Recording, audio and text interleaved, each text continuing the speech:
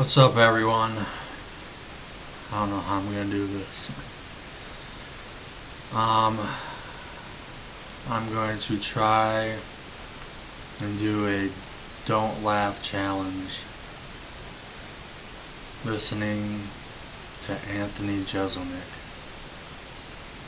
my favorite comedian. Oh my gosh, I don't know how I'm gonna do this. I seriously. Alright, before we get started, if you're new to the channel, please subscribe. You have no idea how much it would mean to me. I want to keep on doing this. I don't want to get YouTube famous. I just need more subscribers to keep on doing this. So please subscribe. It would mean so much to me. Thank you. And to my subscribers, thank you for subscribing. It means so much to me. Now let's get to this. Oh jeez, I need to go to like a dark place. I make a lot of jokes about death because it's hilarious. My whole family's like that, kind of. In fact, well before I was even born, my great-grandmother threw herself in front of a bus. Police tried to say she was committing suicide, but the family knew that she was just trying to stop civil rights.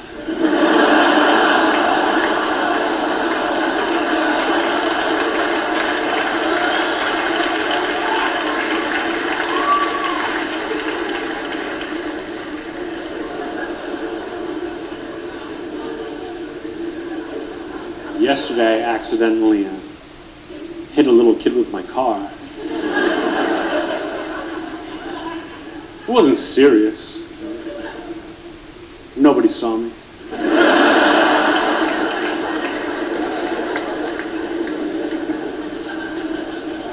And people get weird when kids die. No, that's a fact. That's a fact.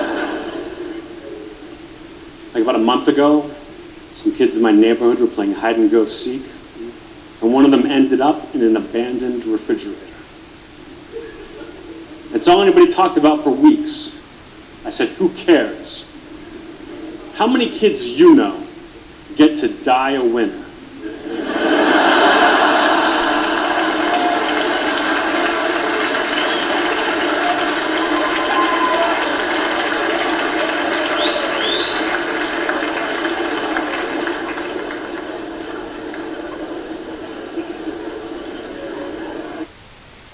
AG1 is so much more than a greens powder. In one single scoop, it delivers daily multivitamin. I assume you guys all knew who you were coming to see tonight. But if you didn't, you sure as shit know now. This past Christmas, I told my girlfriend for months in advance. Months. I said, baby, all I want from you this year is an Xbox. That's it. Beginning and end of list Xbox. You know what she got me?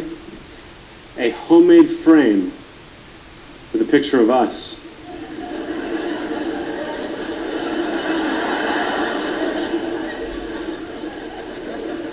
From our first date together. Which was fine. Because I got her an Xbox. I've got this 5-year-old nephew, and he really looks up to me. Last week his goldfish died, and it was upsetting for him. So I took him into the bathroom, and I helped him flush the fish down the toilet. And there was an awkward moment afterwards when he turned to me and said, Uncle Anthony, am I going to get to see my fish again when I go up to heaven? And I didn't know what to tell him.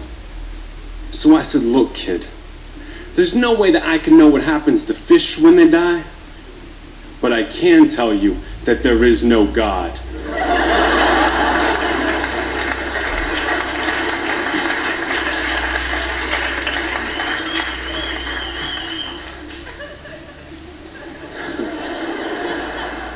Who do you think was smarter?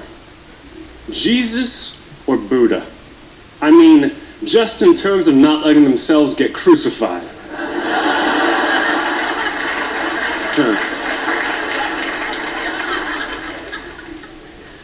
No, I'm not a religious man. You guys can probably tell. But my Uncle Tom, you guys, super religious. Last month, he's walking down the street. He gets mugged and shot in the chest. Now, miraculously, and I mean miraculously, he always keeps a Bible in his left chest pocket. And he had something to read while he bled to death. I'm always flying somewhere, always in an airport. Even flying into Chicago a couple days ago. 2.5-hour flight delay. I'm stuck in an airport bar, talking to some random asshole. And I got nowhere to go. So I'm like, hey man, what do you do? And he says, and I quote, "Oh, nothing right now. But I used to be a priest."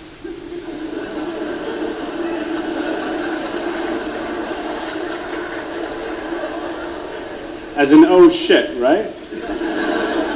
But I got nowhere to go. So we keep talking, we keep drinking. Finally, 2 hours goes by. Guy gets up, he says, hey man, I gotta catch my flight.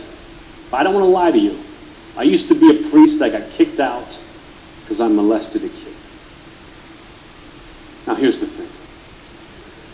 After talking to this guy and getting to know this guy for 2 hours, I have to admit he was actually a really cool guy. Like, if you could forget about, all that Jesus bullshit.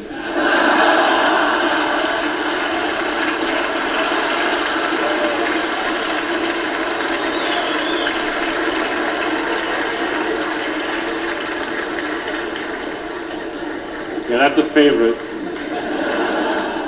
I'm probably going to tell it again later. When I was growing up, I was pretty poor. Not like now when I'm rolling in it.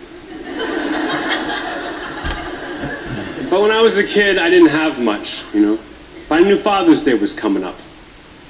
And I wanted to get my dad something that I could not only afford, but that would also show how much I cared.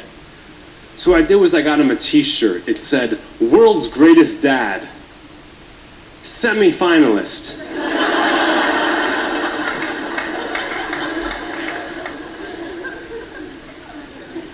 My mom used to put a note in my lunchbox every morning, and she would hide it so I couldn't find it until I got at the cafeteria that afternoon with my friends. I couldn't appreciate it at the time, though, because every note said, "Sorry I didn't pack your lunch."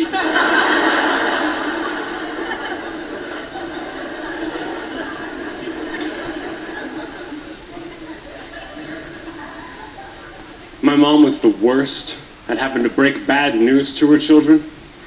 I remember I came home from school one day. She said, "Anthony, I don't know how to tell you this, but I've been having an affair, and you can't tell Dad." I said, "Well, why not?" She said, "'Cause he just passed away." I love to drink. I do it all the time, every day. But my girlfriend, you guys, has never once touched a drop of alcohol in her entire life. See, both of her parents had huge cocaine problems. And she watched it tear the family apart, so now she just sticks to that. I don't live with my girlfriend. She lives a few miles away from me. Last night she called me up at 3 in the morning and said, "Anthony, get over here right away. I think someone's trying to break into my bedroom window." And I dropped the phone. And I was so pumped up with adrenaline, it was tough to get back to sleep.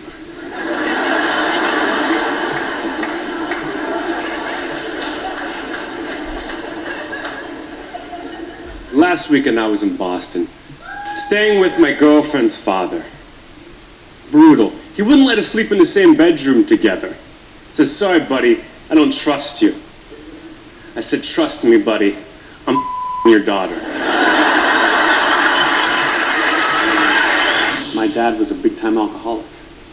Major league alcoholic. Blackout every night kind of alcoholic. But, to his credit, my dad never once laid a finger on either me or my mom. Not once. And I don't know if it was just because he loved us so much, or if he just hated my sisters.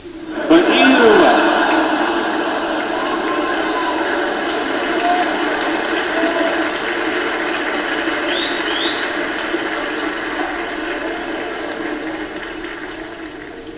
either way, he was a great dad.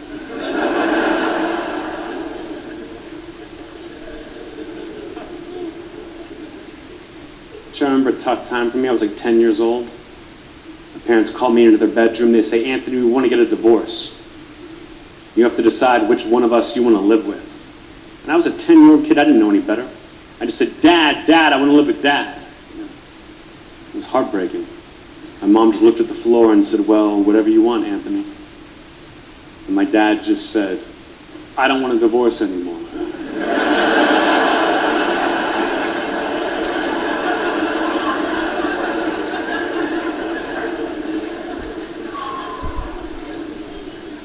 And maybe the most uncomfortable moment of my life was when my dad gave me the sex talk. Oh, God. The old man was into some really crazy shit. Now, this is the ideal time to tell you guys that I love to meet fans after the show. I like when people come up and say, Anthony, you're a genius. Anthony, best show I've ever seen. And that's it. I don't ever want to hear anything else. If you've got a bone to pick with me over something I've said tonight, instead, you should just shut the fuck up.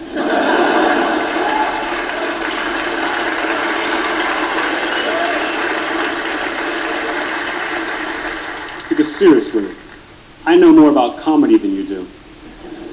And you came to see me.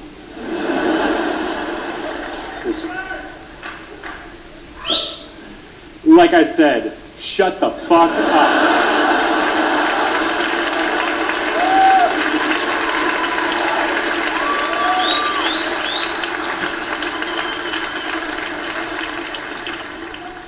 But still, even after I've just said all that, you still feel like you need to come up and bitch.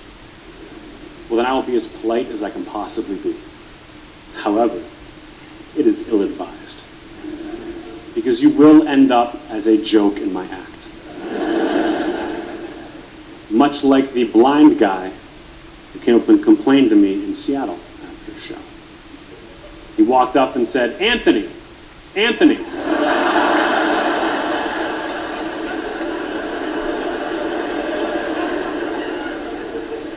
why didn't you tell any blind jokes tonight?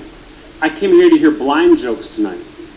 And I said, well, here's a blind joke.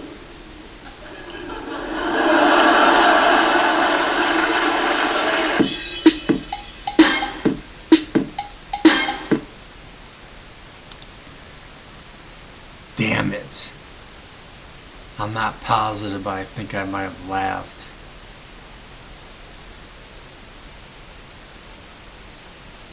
When he was telling the joke about his dad giving him a sex talk. I think I might have won. I'm not positive.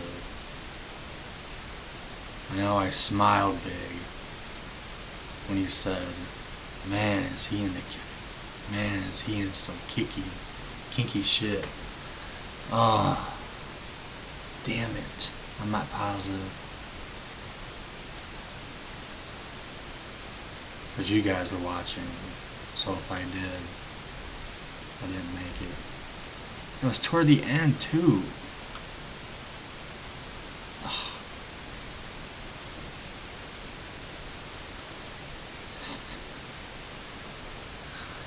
Oh, Anthony Jeselnik, he's the best. He's my favorite comedian. He's just... Oh man, his one-liners just... I like dark comedy. I like dark humor. I'm not a dark person or anything like that. I just like the dark comedy. It's funny. It's just, it's edgy. And anyways, to all of you, like always and forever, take care, be safe, peace.